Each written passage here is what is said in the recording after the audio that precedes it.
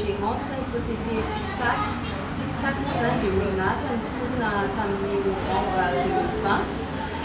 Ny antony tonga ny Tsikitsak nitsangana dia anisan'ny tetikasa izay nahazo famatsiam-bolo tamin'ny pika sy ny fanjakana izahay. Izay saorana betsaka any pika sy ny fanjakana izay nanahe izany famatsiam-bola izany ahafahany nanatanteraka io tetikasa io. Ny tetikasa Tsikitsak dia mamokatra sy mivarotra charcuterie, fromagerie eto amin'ny faritra Anosy. Dia anatin'izay fananganana izany orinasa izany ihany koa dia nanampy anay ny kara tao anatin'ny fitantanana ny orinasa, tao anatin'ny fitadiavana client, tao anatin'ny gestion ny personnel ihany koa. Amin'izao ny Tsikitsak dia mivarotra en ligne ary afaka manao livraison ihany koa amin'ireo entana rehetra izay amidinay.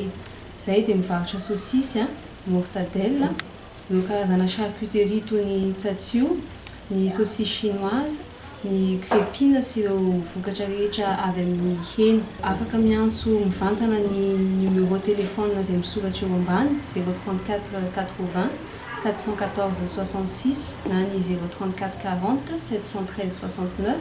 Raha ohatra hoe misy entana ilainareo dia afaka manatitra avokoa izahay. Ireo entana rehetra amidinay moa zany dia vokatra avy amin'ny faritra Anosy daholo, na ny mortadelle na ny saosisy amin'ny vidiny mirary dia mirary. Koa manasa anareo izahay eto Fort-Dauphin, eto amin'ny faritra Anosy na ny faritra Androy fa afaka mandefa sy manatitra ireo entana ilainareo foana izahay. Misaotra tompoko.